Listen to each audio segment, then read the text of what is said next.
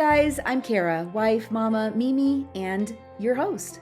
Welcome to Generation Housewives, where ancient prayers meet modern purpose.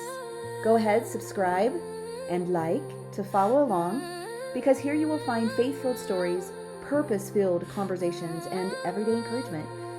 We'll have a few laughs because, well, housewives, we don't do boring. Each episode will help you tune your heart to the spirit and find hope in every day.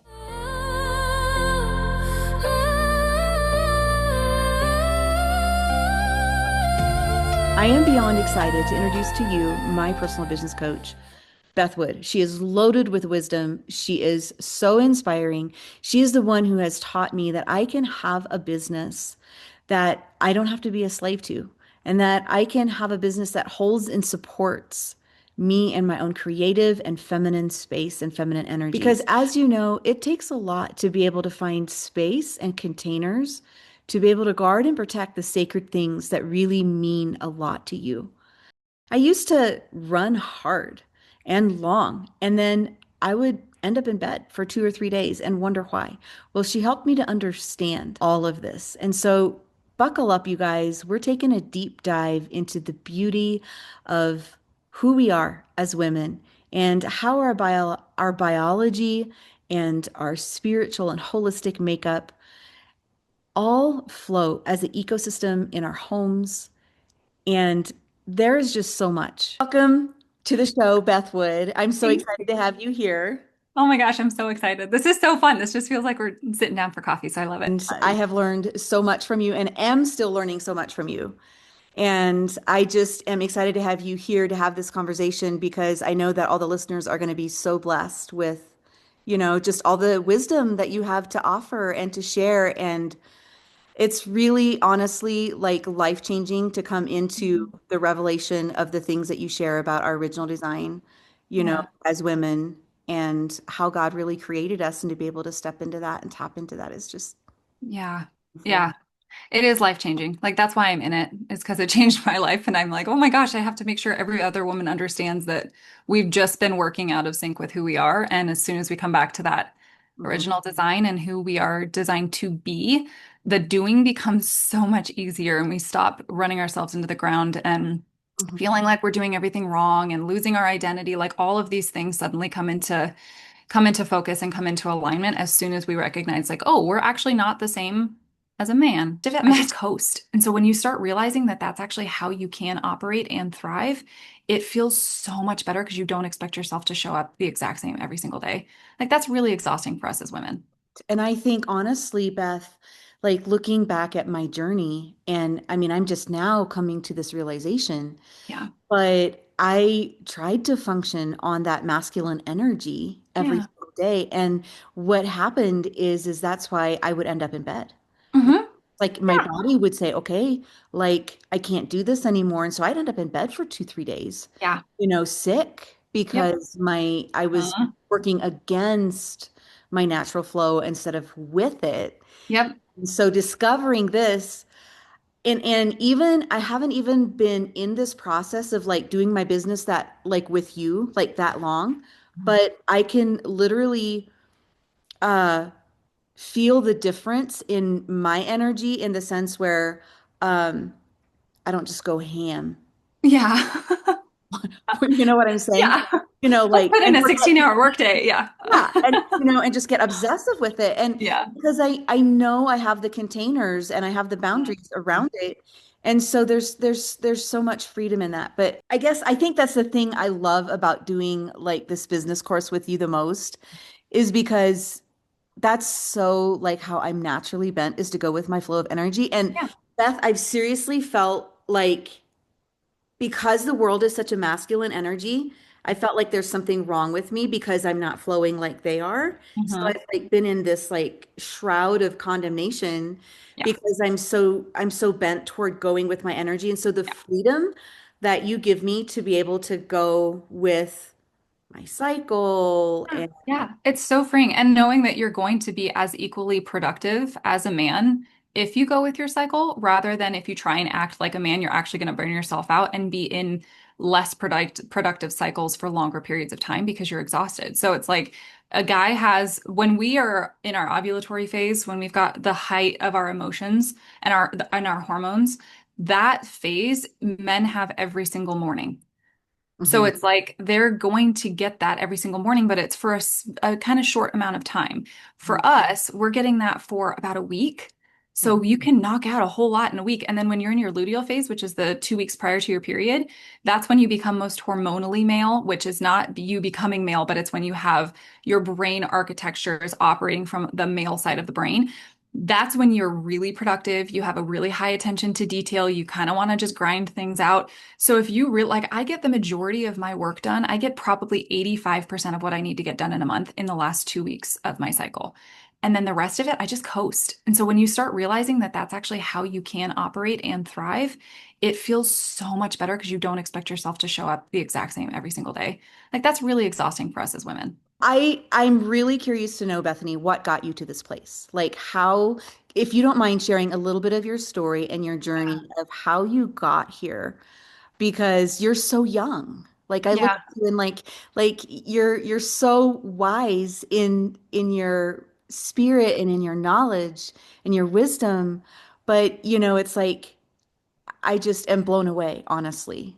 So I sweet. really am. So I just want to know all the juicy stuff of how you got to where we are. All the juicy stuff. Yeah. I love the idea of like your life becomes your resume.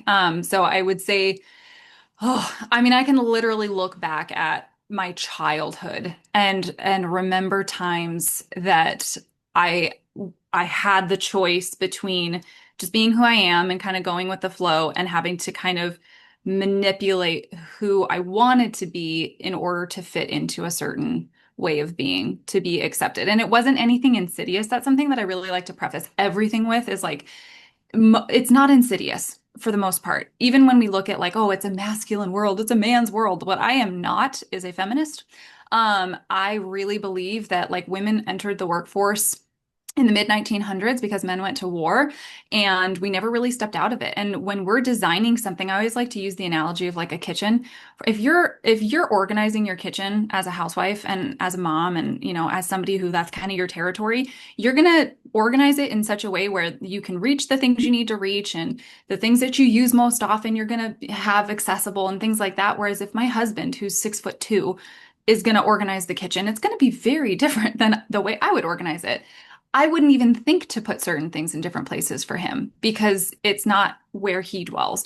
And so it's kind of the same thing with the workforce or with even health and things like that. And yes, there are insidious people in history and there are insidious people in our lives and there are people who did us wrong and all of those things, but ultimately we kind of need to look at it as things happened because people know what they know and men designed the systems of the world, the infrastructure. That is one of the most amazing qualities of the man is to create infrastructure, the boundary, the container. So when they do that, they're going to do it based off of what they know and who they know themselves to be. They've never been inside a woman's body. So when we look at something like corporate America, it makes sense that it's designed by men for men. It's not because they wanted to out all of the women. It's because it was originally designed for men. And then we stepped out of the home and into the workforce in that capacity. And then we never really stepped out of it. And then you have the feminist agenda that kind of took over after that. And before that, there's different waves of feminism. And so it's kind of like you just have to look at it from it's if it wasn't insidious, let's start with where we are and then go forward. So when I think about my childhood, I think about, certain times that it was like, okay, I was maybe more helpful than some of my other siblings. And my dad was like, hey, let's go learn about the car. Things like that, right? So there's nothing that's not wrong. That's wonderful. I have skill sets and things. But I definitely was more the get it done, take care of everybody, handle stuff, shut down your emotions, much more that child. And that eventually sort of turned into the quintessential boss babe, where I found a lot of worth in doing things a certain way and accomplishing certain things. And I can look back all through my life where I can there just were very specific moments of I could choose what I want or I could choose what I think other people expect of me. And I think that that was just a lovely little, development that most of us experience, I would say, Mhm. right? Mhm. Um, And then I did the boss babe thing for a little while. So I was a virtual assistant and executive assistant and eventually turned strategist. So I was in a whole lot of different businesses, all different sizes, worked with men and women. And I started to notice that my male clients were doing, they all had, all my business owners were similar, like business sizes, similar team sizes, similar incomes, things like that. But my male clients were doing fine and my female clients were falling apart at the seams. And I was like, that seems weird. So that kind of started just stirring something in me. And then I hit really bad burnout in like 2019, 2018, 2019, and started realizing, actually, it may have been before that, and started realizing like, oh, I'm doing something that's causing my body to really shut down and I can't work. And it had gotten so bad that I was basically bedbound for about 9 months. And I was surviving off of avocados, peas, and rice. That was the only thing that my stomach could handle. So it was kind of like, oh, my digestion's shutting down. All this stuff is starting to say, like, you can't do this anymore. Um, and because I wasn't eating a lot and I had a lot of, it was kind of affecting me neurologically and I couldn't drive, so I couldn't get a job. And I was like, okay, well, what do I do? So at that point, I started self-healing through different ancient modalities like Ayurveda and traditional Chinese medicine. And in those practices, which Ayurveda has been around for 6,000 years, it predates Chinese medicine. It's actually where Chinese medicine comes from. They talk about the differences between male and female bodies and how we have to treat them differently. And so it started to kind of wake me up to there's a distinct difference between men and women, but we're all trying to do the same thing. But men are okay and women aren't. And again, I'm using this more in health terms. If we look at like men's mental health and things like that, that's not the same story. But um, for my experience, I was like, oh, maybe this is why all my female clients are falling apart. Maybe this is why I'm burning out. And then eventually I learned the cycles about cycle syncing, which is basically a methodology developed by Alyssa Vitti. She dubbed it back in like 2012. And she's kind of the originator of the method. So kind of a masculine structure of when you're between days, this and this, you need to eat this way and sleep this way and exercise this way. And it's very, very rigid structure. So that was a wonderful introduction to understanding what my hormones would be doing with the like quote unquote ideal hormonal, cascade that we should be having. And if there were absolutely no adaptations from the body and our circadian rhythms were perfect and all of that, most women don't have an exact 28-day cycle. So that method can feel really constrictive. And it also doesn't allow for the adaptations that our bodies do make if we have a lot of stress or if we had we weren't eating enough or we slept really good or we had more sex that month. That changes your hormones. So I like the cycle syncing structure as like a foundation to kind of understand the language of our body, but then ultimately I teach it as you need to come back to what's present and what energy is actually there and alive for you in the moment. Um, and then eventually I started kind of using some of my clients as guinea pigs with their permission. I was like, hey, I'm learning about all this female stuff. Any chance I can start like kind of playing with this in your business? And they were gracious and let me. So I had 4 or 5 clients that I started kind of playing around with. And then it kind of just took off and turned into this full-fledged business. And then I learned like, oh my gosh, being a woman is so much more than just your cycle. It's everything about you. And so then that kind of transformed into how do we create an entire business structure that honors you as a woman in whole, not just in your hormonal cycle, but in everything about your physiology, everything about your brain architecture, about your nervous system, your spirit, all of it. And so that's kind of where we eventually got Mm-hmm. after many years and many iterations and evolutions and all of those things. So that's the gist. Well, it's beautiful. And I'm so grateful for it because now being a recipient of it Mm. and it just it there's so much that my heart says yes to because it makes, first of all, perfect sense, Yeah. and Yeah. I can feel it, Hmm. my Hmm. body. I can Yeah. feel the rest and I Yeah. can also feel the permission to be in my feminine and to be creative. Hmm. And I have space for that. Yeah. And just knowing, yeah, like because your business, if you want to expound a little bit on your business, Hmm. and the way that I know that you explained it and I'm experiencing it is that you help create the masculine structure of the business that can hold and support you Yeah. so that, so that I can be creative Yeah. in my feminine, Hmm. and my masculine is at work for me in my Yeah. business, where my business is a masculine structure where I'm the Yeah. feminine. entity of Yeah. it.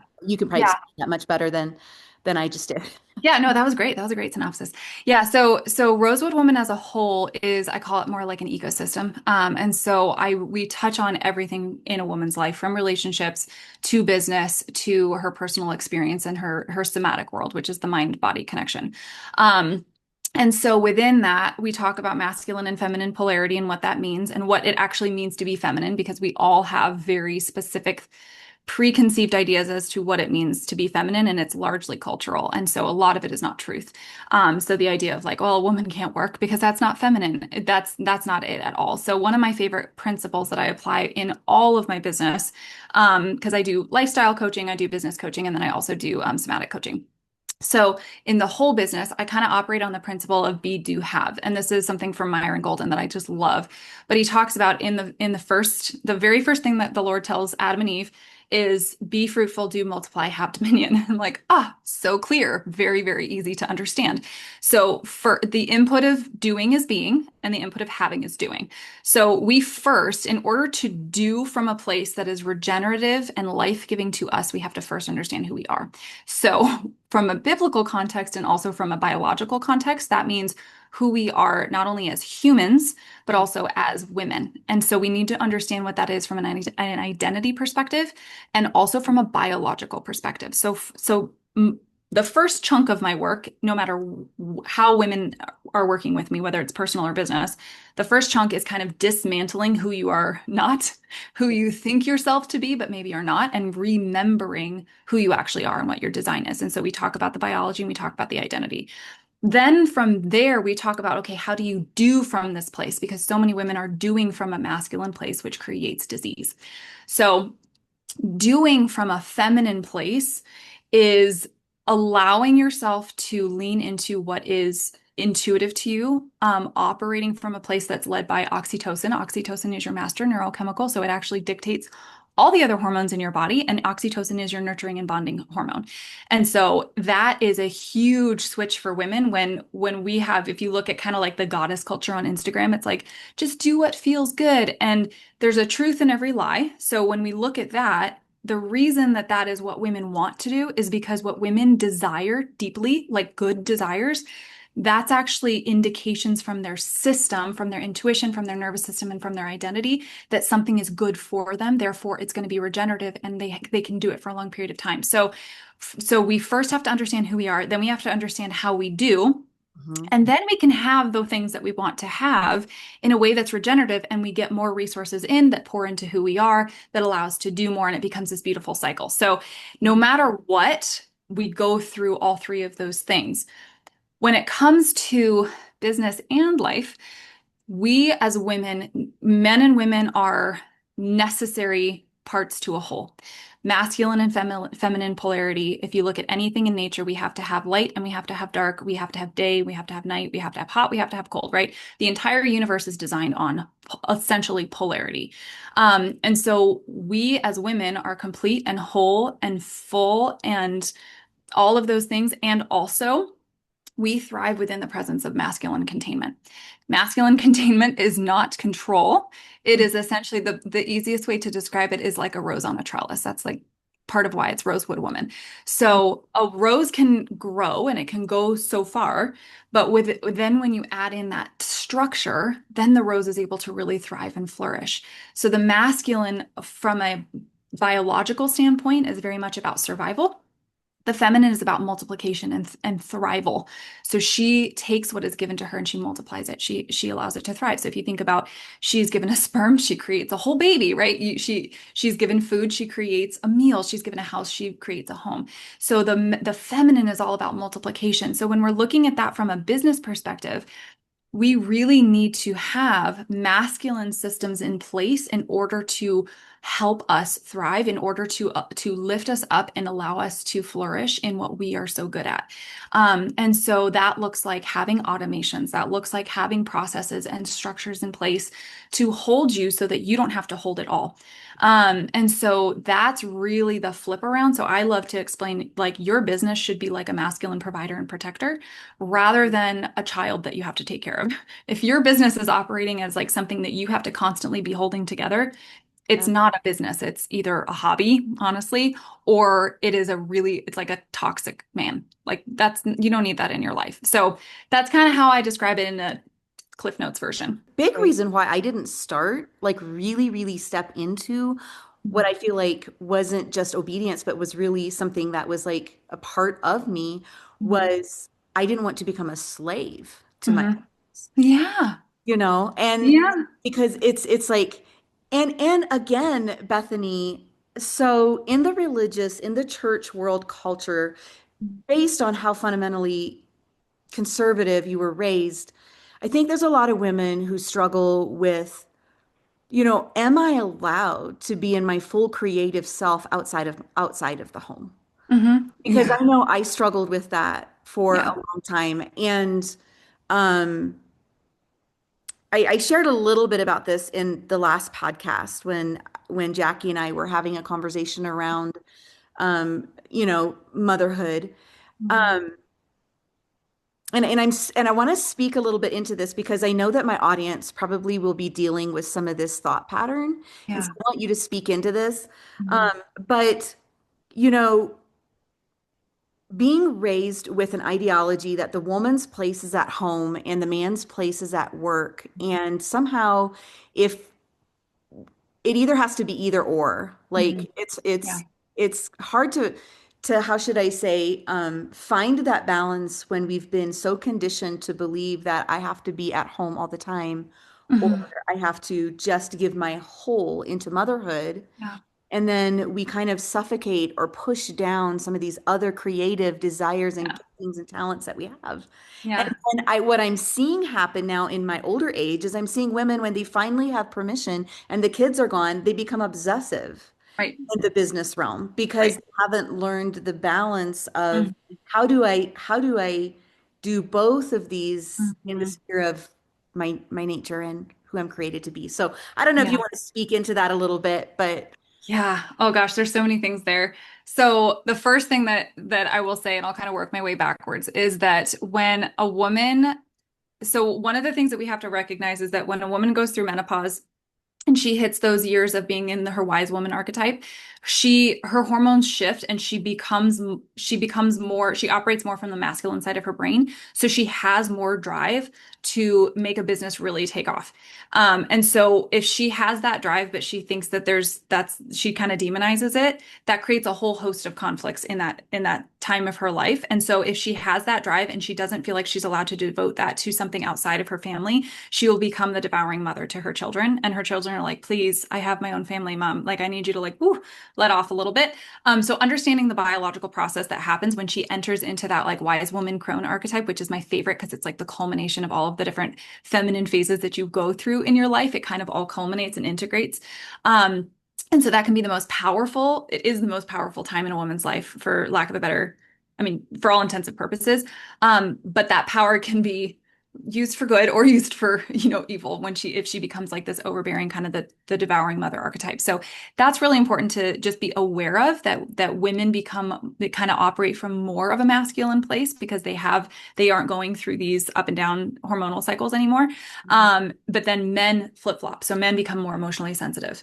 And so this is where you tend to see marriages get a little bit on the rocks if they don't know that that's what's going on. Because the woman's like, I'm going to go out and achieve. And the husband's like, but I want you to stay home. Let's cuddle. Like it can turn into kind of this funky little thing. So that's just it's helpful to understand like what the biology is doing.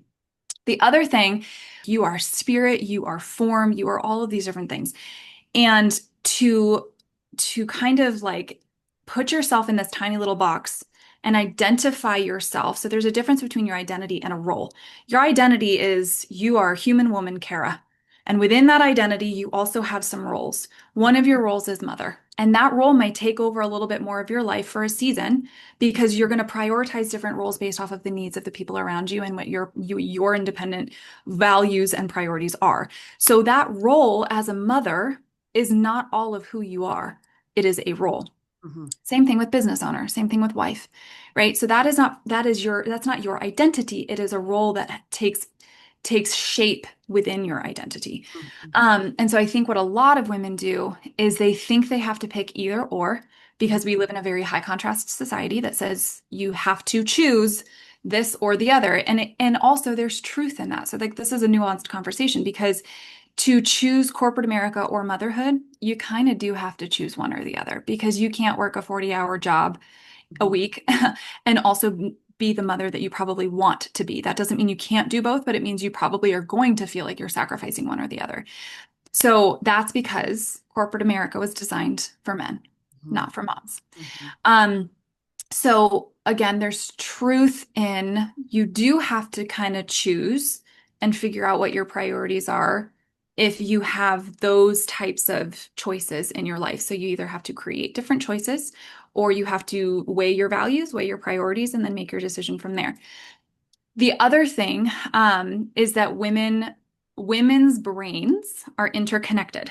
So the two hemispheres of our brain are in heightened communication. That's why we multitask. That's why we are bouncing a baby on a hip and we are on a phone call and we're also stirring the spaghetti pot, like we're doing all these things.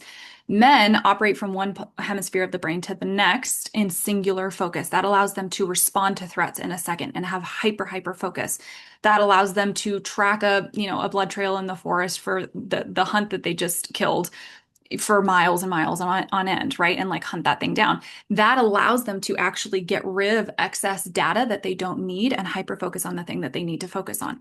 It's a phenomenal biological evolutional whatever. It's like it's an amazing thing. And for women to be able to multitask makes sense, right? We need to be able to be listening for little Johnny and also be preparing dinner and also be making sure that we're kind of scanning the peripheral for threats and things like that. So we operate differently. So for a woman in business, for her to want to be a mother or Mhm. be a mother and then also have to have sole focus on a business, that does not work for her because she's never going to be able to dissociate herself from mothering in order to have 100% focus on a business. So we have to design something that works for her and for her psychology.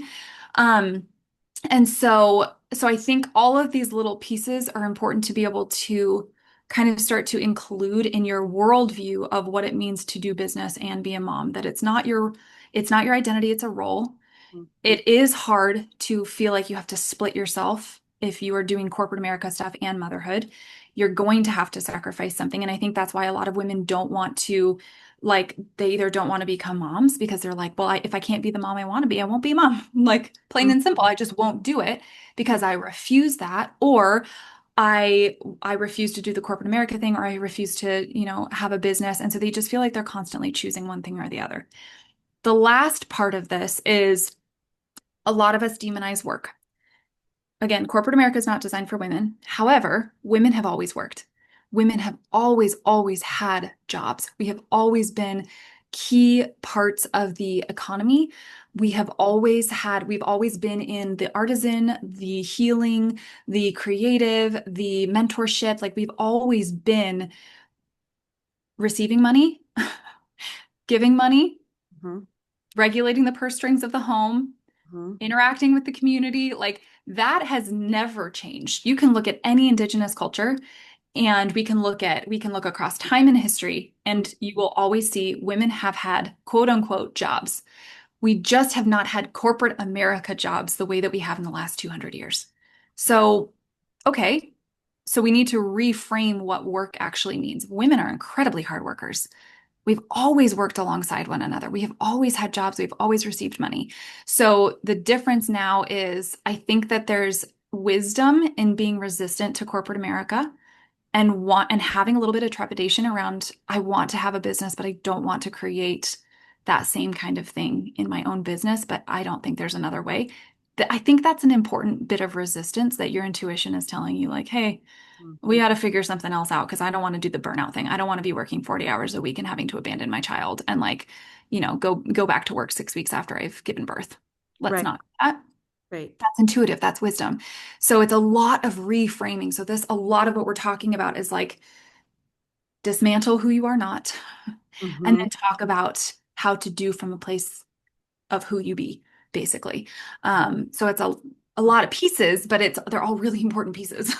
Right. Right. Because if you think about it, like there's so many roles as women. I mean, I when I think of the order of priority, Mhm. I always come back to what was the first thing that we've been given. Mhm. The first thing we were given was a body. Hmm. Yeah. And so when we learn how to, first of all, Yeah. obviously our spirit, our soul, our body, our wholeness of that, when we learn how to steward that, to nurture that, then we're ready to begin to nurture other things. And of course, we've been given a body, and when we come into this world as a little baby, we're nurtured by our parents until we learn to nurture ourselves. And then, of course, we have little relationships in our home where we have little sibling friends, Right. and we learn how to, relate in those Hmm. areas. And then Yeah. eventually we grow into maturity and Mhm. we begin to look at, okay, who do I want to partner with for life? Right.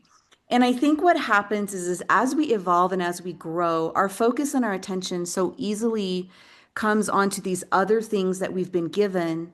And somehow we've never been maybe taught or understood the value of being able to nurture ourselves Hmm. in our wholeness. Yeah. So then what happens is we find ourselves in like this wheel of time where we have all these things and all these roles, Hmm. and we're not quite sure how to manage all of them. Yeah. Yeah. For me personally, I really believe that it all begins in being able to understand, like you were saying, like what our identity is, what our true identity is, coming home to that relationship with ourselves, Hmm. that Yeah. relationship with God, and then everything else projects. And from Mhm. that accurate place of who we Mhm. understand ourselves to be. And because you have now as an adult, you have a role as, it's not your main functioning role, but you're still a daughter, Mhm. Mhm. and sometimes you have elderly parents, Mhm. and so there's that role. And then Yeah. you have the role of, sibling. You're in relationship with your siblings. You Mhm. have the role in your marriage. Yeah. You have the role as a parent. Mhm. And then, I think a lot of times, sometimes we have these desires to be as women to be in the business role, but we are overwhelmed with our other roles because we haven't mastered the one true role, which Yeah. is ourselves and Yeah. mastering ourselves. And that's why what you're teaching is so powerful and is so beautiful. Because I feel like when we understand ourselves biologically and we understand ourselves spiritually and we know where we come from, Yeah. then it gives us direction on where we're going and to Yeah. be able to not necessarily just from a doing perspective, but from a being perspective, make deposit into all of these things so Mhm. our wheel can be balanced. Yeah. Well, and have compassion for the parts of us. Like when we understand our biology, we have compassion for the things that we probably judged before. So even when we think about, like we tend to overgive. It is very common for women to overgive, and that is biologically appropriate when it comes to our children. But we don't necessarily know how not to do that in other arenas of our life. And our nervous system, we have more connections in our nervous system. We literally have a nervous system designed for two. A man doesn't have that. So he's not going to be as easily influenced by other people's needs the way that we are because we literally are designed to have two nervous systems for a time. Like your baby's nervous system for about 3 years, give or take. There's like, arguments around that. Like for about 3 years, that baby's nervous system is directly connected to yours, what you feel baby feels. And so it is so important to recognize that like you are this beautiful vessel that is designed to contain, it is designed to hold. It's like it's literally designed to be filled up and then to be released. And so having those boundaries, and this is where it's really important recognizing your role is not who you are because there are roles that people will place on you that are not yours. And even from yes, you're a daughter from a blood perspective, but do you choose that role?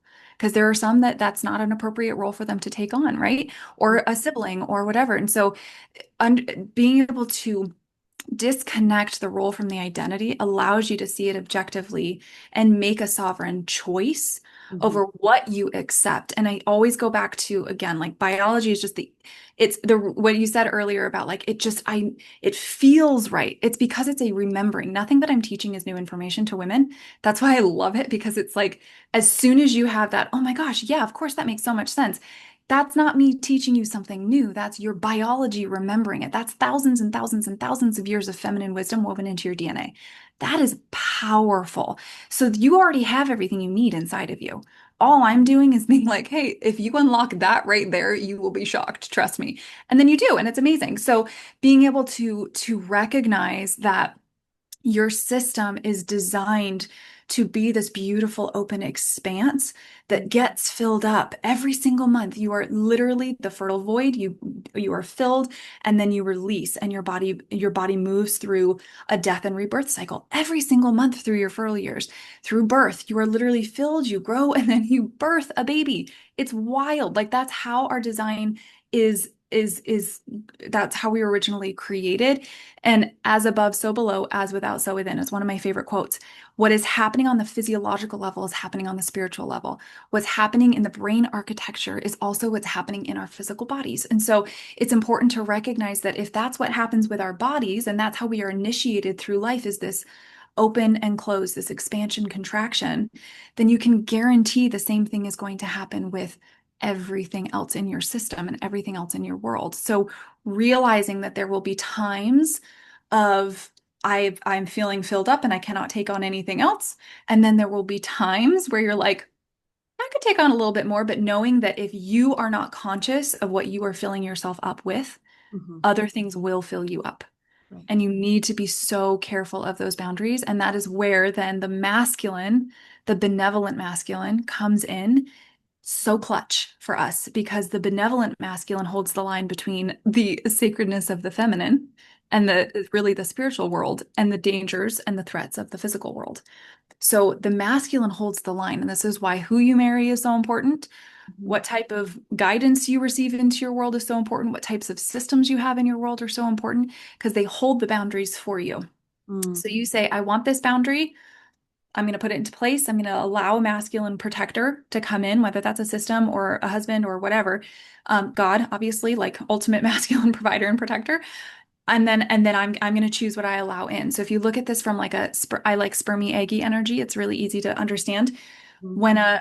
when when two people come together, right? When two people love each other very much, the egg emits a frequency. It literally sends out a frequency into the body, and the sperm finds that frequency, like picks it up and goes, "Oh, I know where the egg is," and is able to follow that frequency to the egg, and then the egg decides which sperm she receives. She makes the choice of millions of sperm potentially. She gets to make the choice, which one do I allow into this space? That is like a supreme act of feminine sovereignty. And we have to recognize that that is so important in every area of our lives. Choice. Choice. Choice. Wow, that's Huge. beautiful. It's And huge. it already starts at conception. Oh, yeah, literally. It It starts already before conception. Like the waters of the womb are imprinted with the wisdom of the women before us.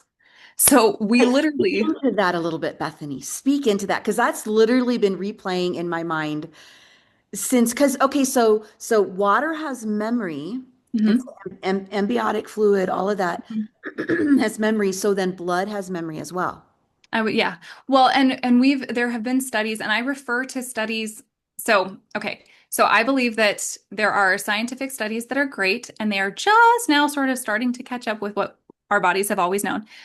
So I refer to certain studies. If you want to go find them, you are welcome to go Google them. I have done an insane amount of research on these things. But also you can also look for confirmation bias. And so I'm not going to say that the study supersedes women's wisdom or knowing.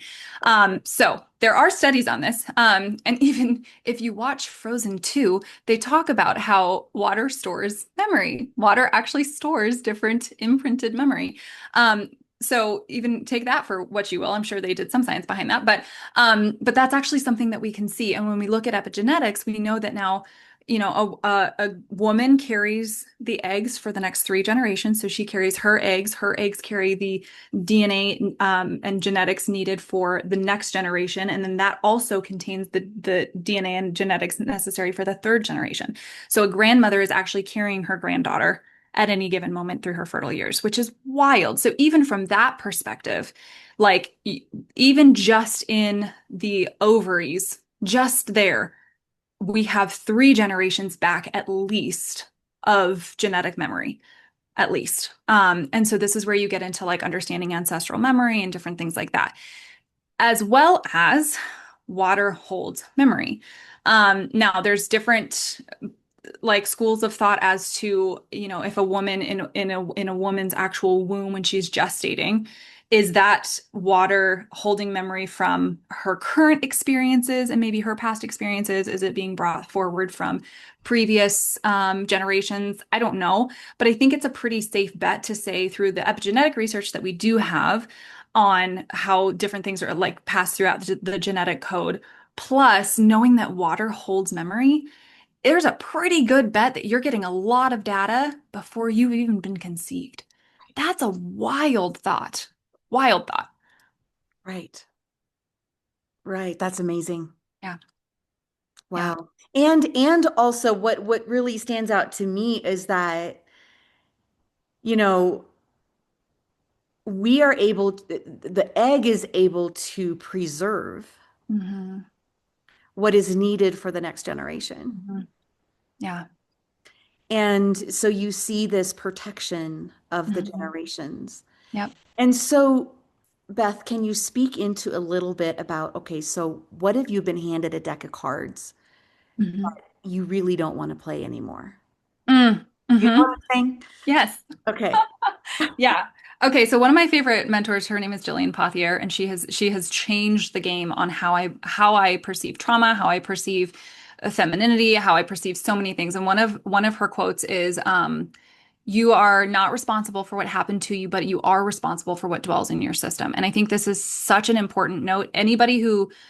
Uh, Everybody should read The Courage to Be Disliked. That book is phenomenal, because it really reorients you to an experience that you had versus the way that it can impact you. And so if you've been handed a deck of cards, now whether this is genetic, right? Even if we're talking about epigenetics, if we go that far, genetics are turned on and off. It's about your genetics are dictated, I think it's like 92% dictated by your environment and by what you choose to do with your system. So, yes, genetics are a real thing, but even when we look at like the breast cancer gene, that has been blown so out of proportion. It's not even funny because genes are turned on based off of survival instinct. So your genes, there are genes that are dormant. Everybody has cancer genes.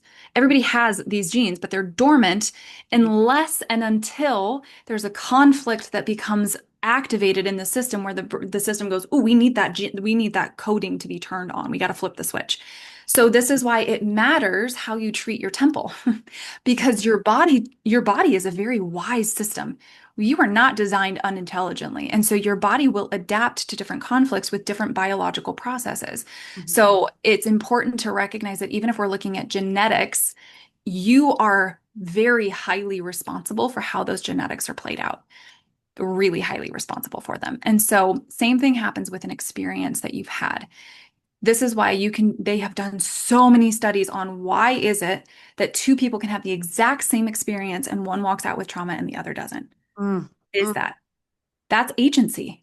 That's agency, and that is perception of whether or not you allow that thing to affect you. So your deck of cards can either be the hardest, most gruesome, just, oh, this is a trudge. Life is horrible. The universe is unfriendly.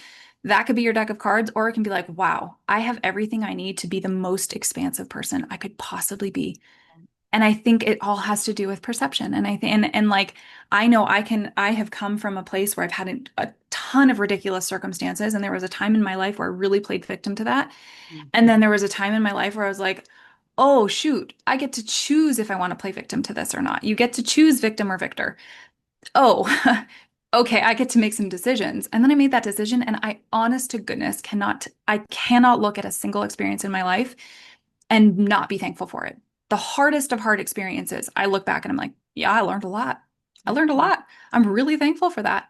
yeah. I am who I am because of that. So your outlook, your perspective of things, Mhm, and what you choose to allow to dwell in your body mhm, has everything to do with mhm. that deck of cards and how it decides to get played out in your life. Well, and that brings me into the alchemy course that you have, because again, and bringing scripture into this, where Jesus takes our ashes and he gives us beauty Mhm. for ashes. Mhm. Yep. And that's what the alchemy course Right. really is, that you're teaching us women to do, is to be Right. able to take what we see and Mhm. how do we alchemize that Right. to something beautiful. Yeah. Yeah. And that's what alchemy is. Alchemy at its core is taking raw materials and turning them into something precious. That's the coolest thing. And think about that's literally women are alchemists. You take raw material, you take sperm and you take nutrients and you take egg and you take this, this, and this, and you literally create a new soul. So it, of everybody on this planet, women are the most adapted and capable of turning any experience into something absolutely life-changing for other people and for themselves. And it does not have to suck. It can be a really beautiful experience. The journey of healing can be incredibly comfortable and wonderful. It's all in the perspective. Yeah, that's so beautiful. Yeah. That's so beautiful. And so it's like, again, coming back to when we know our power, Hmm. we know who we are, Yeah. then Yeah. these things can come at us and we're not having to be underneath it, Yeah. know how to rise every time. Yeah. Well, and you know how to be with it but not indulge in it. So one of my favorite concepts and things that I teach is emotional mastery, especially as women. We are taught that indulging in our emotions is the most important thing we could possibly do.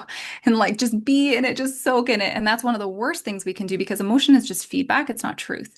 And so what a lot of women do is we either repress it or we indulge in it. And the reality is the chemical of an emotion can only last in the system about 90 seconds. So we want to feel that sucker all the way through. As long as it needs to be there to whatever degree it needs to be there, we need to feel it, but Mhm. then it has to move out of the system. We have to let it go. We have to be able to release it. But what we're taught in several different fields of ologies is Right. that we are supposed to talk it out and sit through it and talk it out again until you know never think about it again until you've forgotten about it. And it's like no, because now what we've done, if you think about a time that you've had a really activating experience and you're crying and you're hiccup crying and you kind of reach a climax and then you notice your system kind of calms down and you kind of go into a lull and then you start thinking about the thing again and you're able to work yourself back up into a cry or like I feel like I really need to cry today. I'm going to think about the saddest thing I could possibly think about until I can get a cry out. That's because your emotions are a reflection. They're just feedback. They're a reflection of your thoughts, and your thoughts are a reflection of your beliefs. Right. So, really, that emotional indulgence, what that does is it activates a chemical response in our body. It Mhm. tells our body that we're not safe, and Mhm. then it makes our body have to adapt to something because our body doesn't know the difference between what we're imagining in our head with the conversation with our boyfriends that were like, oh my gosh, that conversation never happened, but now I'm crying. Our bodies don't know that that never happened and we're actually not under threat. So Right. it's going to create a response. It's going to tax our adrenals. We're going to have to create the specific chemicals in our body. And then it does certain things to our actual brain chemistry. And then it's creating neural networks and it's determining negative versus positive and how we're perceiving the world, all because we're taught to indulge in our emotions. So again, it comes back to a supreme act of choice and Mhm. of radical responsibility. Mhm. That is the ultimate, Mhm. that's the ultimate like invitation for Yeah. women is not being taught all of these, not receiving all of the teachings that you're being taught. Because culturally, like, let's not follow culture. It's clearly not thriving. So whatever they're saying, probably go the other direction for the most part. Like whatever pop psychology is telling you to do, there's a good chance that that's not the best option for you. Let's actually look at this, what makes sense. And that is so important for us to be able to talk about like that emotion, what being able to master your emotions. And this is not, again, this is not control them. This is be able to have devotion to yourself and be in responsibility for what comes up in your system. Mhm. That impacts your genetics. That Mhm. impacts how your ovaries feel safe or not safe to reproduce. Mhm.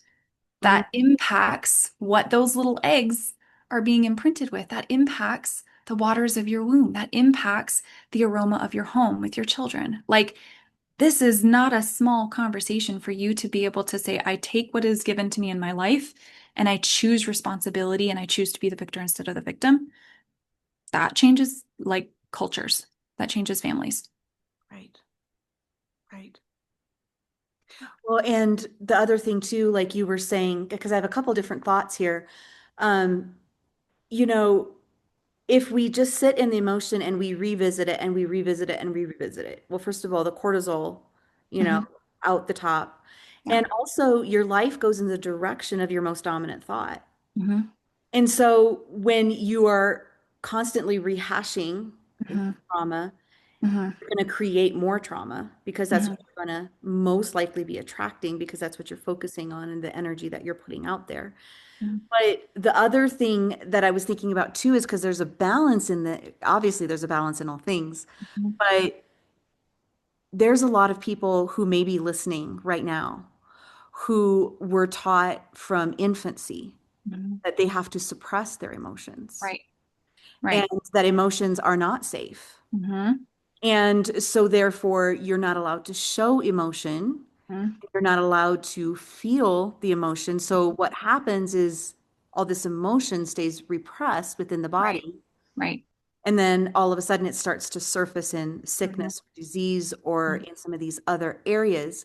So Yep. of course there's this, again, um, there's just, yeah, Hmm.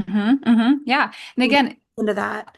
yeah, it's the pendulum swing. It's the high contrast thinking. So, like I said, you don't want to indulge in your emotions and you don't also want to repress your emotions. You want to feel the emotion to the nth degree. Mhm. And then you want to bring compassion to understanding why that's there. So emotion is feedback. So the way that the process of a thought works, if you will, is we have beliefs that are established when we're under 8, usually give or take. Those beliefs then dictate our most prominent thoughts. Our thoughts then dictate our emotions, and our emotions dictate our behavior and our body's experience, and then it loops back up. But then we have behaviors, and then that re-ingrains certain beliefs. This is where it becomes a vicious cycle. You have addiction and things like that. So you want to know how to work with every layer of that process. So Mhm. for some people are not comfortable with emotions. This was me for a long time. I was like, I'm not going to sit here and cry. I promise you, you will never see me cry. There was that version of me, right? Mhm. For those people, we don't start with emotions. We don't start with trying to get them to feel. We start with, okay, cool. What was the thought you were having Mhm. right before you had a behavior that you didn't really approve of, that you want to stop doing? You want to stop, like stress eating. What were the thoughts that were happening? Mhm. Oh, okay, great. So when you had that thought, what did that make you feel? Right. Oh, okay, cool. So then that's what caused the behavior. Great. So we can look at that thought. What do you imagine the belief is behind that thought? Mhm. Like, who do you believe yourself to be when you're thinking that, right? So you can reverse engineer it and go to any one of those layers depending on what a person is comfortable with. So whether they're repressing or whether they're indulging. If they're indulging, I usually wait on emotion and we usually go straight to just stabilizing the body. Because it's like you're in such an activated state, you can't even think. So we first have to get you to a place where your body feels safe. We'll start with the body and then we'll go backwards. Okay, now let's go back into that emotion. Now that we have sourced safety somewhere in the body, we can go into the emotion and we can go, okay, if we were to just look at this emotion from a distance. So there's like ways to go through this. And this is where it's important, again, to look at the person, especially a woman, as a whole being. She's not just emotions. She's not just her beliefs. She's not just her physical, the symptoms that she's experiencing. If I have a woman come to me and she's experiencing a bunch of physical symptoms, I'm like, sweet, I literally have a blueprint for everything that's going on in your brain because your body doesn't lie. Your body tells us exactly what it needs to tell us. Because by the time it reaches the body, that's been something that's been going on for so long that it's actually manifested physically. Perfect. That's where we start. So I think a lot of it is, again, this high contrast thinking is that dogmatic like imprisonment that we get stuck in is so dangerous because emotions are not right or wrong. Emotions are just feedback. Thoughts are not right or wrong. They're feedback. It allows us to understand, okay, so you have a thought that's X, Y, and Z that comes from this belief. That belief kept you safe when you were 6 years old and you couldn't get out of the house when your parents were yelling at each other. That belief was so powerful. And the way that your little tiny 6-year-old body adapted was amazing. It's just you're still using that same adaptation now as a 25-year-old. We can actually undo that. We just need to upgrade it. It's like that worked for a time, that got you to where you are. Amazing. Can we have compassion for that? Yes. Yeah. Now let's upgrade it. What's a different way of doing this so that you thrive the way you want to thrive? So there's no like, I either have to repress my emotions or I have to indulge in them. No, it's you basically are doing both for a time. You're like, I'm going to feel it all the way, and then I'm going to objectively look at it. and I'm Yeah. going to bring so much compassion and forgiveness. And Mm. then I'm going to paint my future. Yeah. Then I'm going to choose actively. That's where responsibility comes in and choice. Yes. What do I want? So we Yes. have to get clear on your vision too.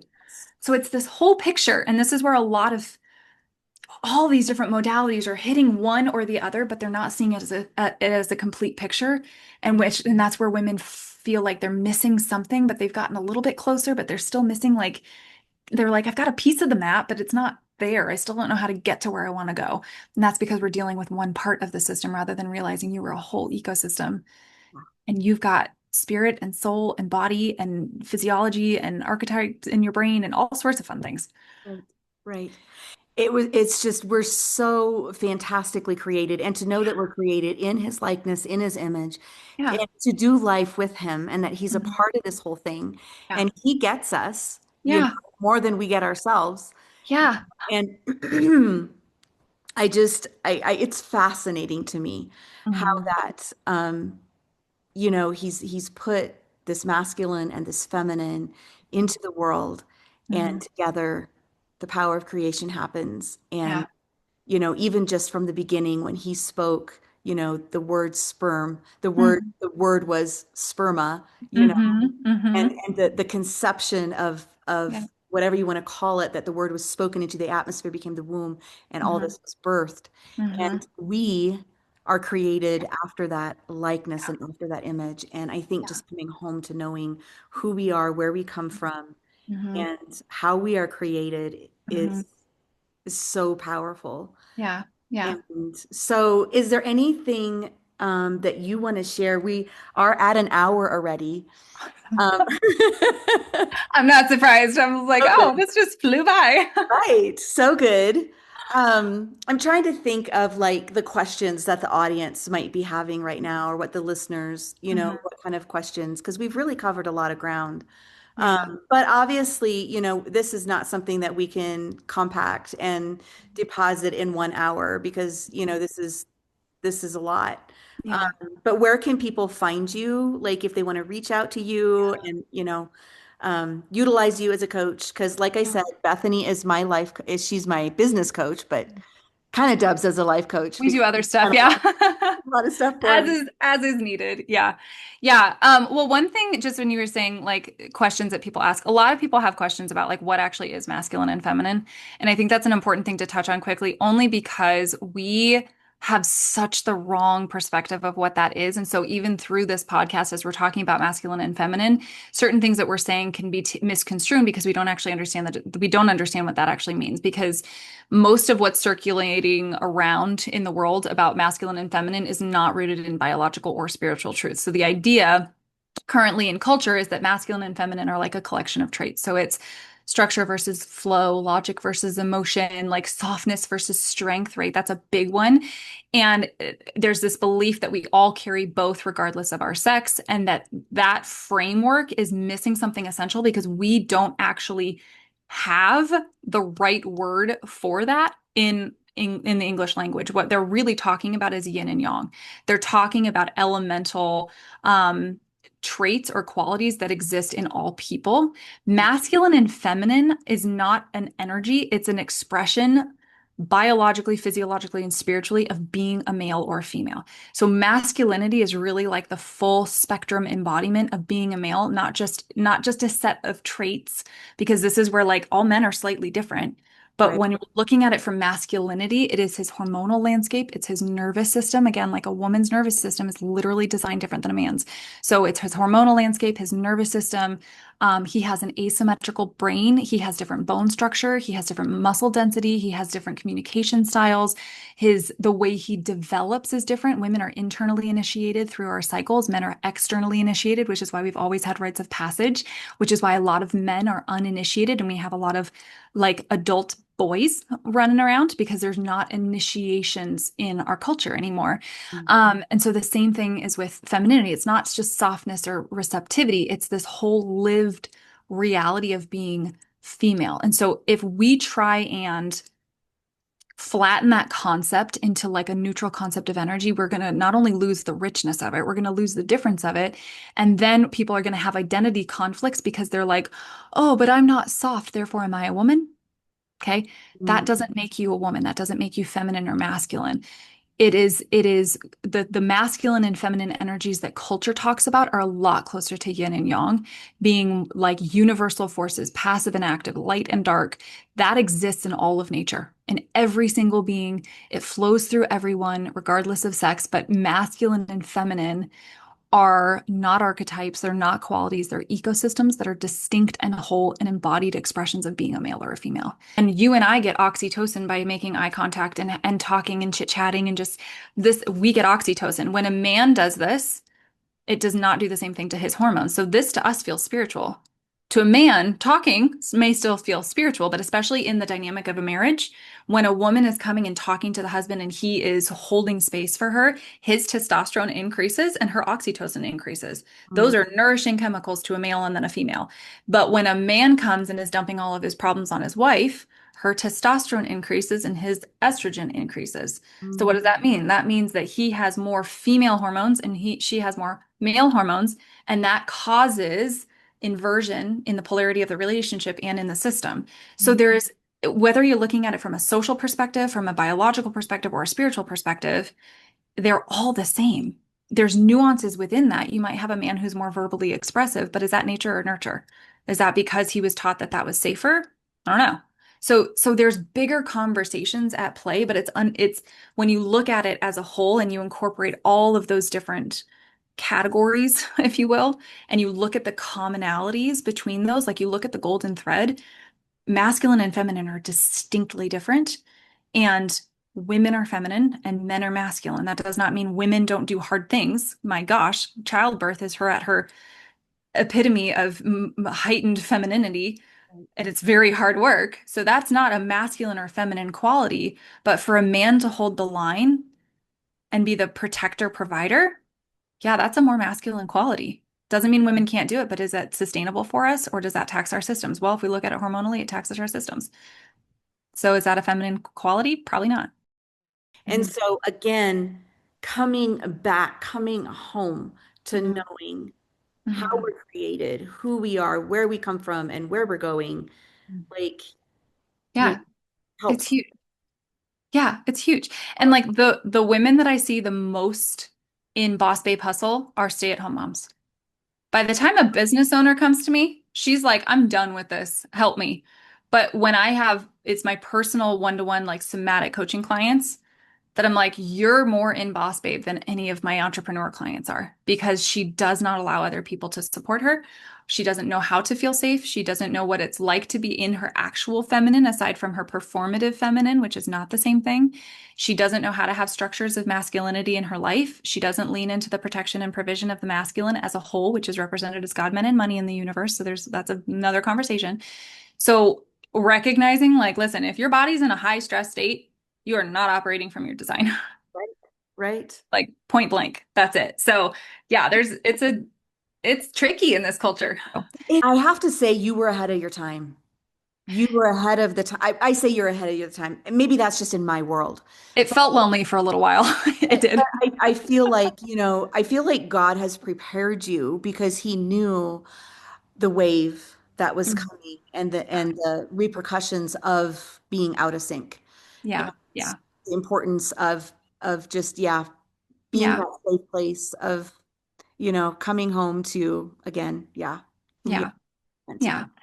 be. I feel very thankful for the random teachers that popped into my world out of nowhere that I like had to have been placed by God. And also just this is again where it goes to the deck of cards you're given. All of the hard stuff led me to this. And so maybe I was ahead of my time, but it was probably just because I was so desperate for answers.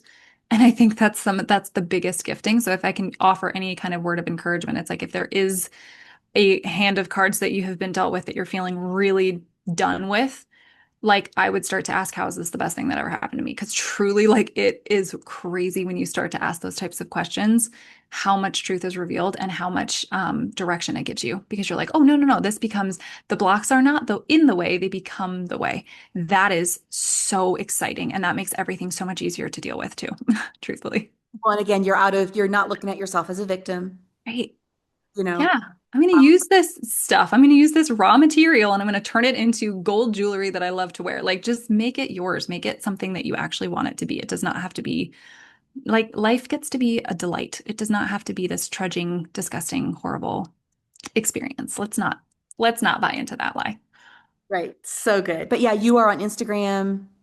Yes, I'm on Instagram, Rosewood Woman, yeah, website rosewoodwoman.com, and then also my podcast is the Freely Feminine podcast, and I'm here and there, but mostly Instagram is where people can find me. Okay. Awesome. Yeah. Awesome. Well, thank you so much, Beth. You're amazing. Ah, oh, thank you. Thank you for having me on. I love the more women, it just feels so good. It's so freeing. And I hope more women wake up to it. They are. There is a wave happening and it's been very, very cool to watch over the last couple of years. So Before we go, I want to speak to the part of you that might be feeling tired. The part that keeps trying harder, praying more, fixing things, trying to control relationships, yet still feels stuck, anxious, and even edgy. Guys, there is an answer. Most of what we call lack and scarcity, poor boundaries, or even unhealthy relationships, it's not a character flaw. It's a nervous system that has never learned that it was safe to rest. When your body's still operating from survival, you're going to keep choosing urgency. You're going to keep choosing familiarity instead of freedom. And you're just going to be coping instead of actually creating. So healing your nervous system, it's not just like self-care fluff. It's actually really foundational because when your body feels safe, your mind can think clearly, your spirit can hear God way more easily, and your life begins to expand naturally. So if something in you is whispering, there's got to be another way. This might be it. You don't need to try harder. You just need to come home to safety. So if you're ready to invest in that healing, I would love to walk this with you. You can join me inside the Imagine Code course. This is my signature coaching program where I walk with clients one-on-one. We do a deep dive into healing the unhealed parts. If you're ready to invest in yourself and prioritize what really matters so that you can live a life of abundance and multiplication and freedom, you might want to check this out. The link is in the show notes, the Imagine Code course, and I would love to see you on the inside. Hey, thanks for joining me today here on Generation Housewives podcast. Remember to like and subscribe to get notifications for each new episode. See you next time.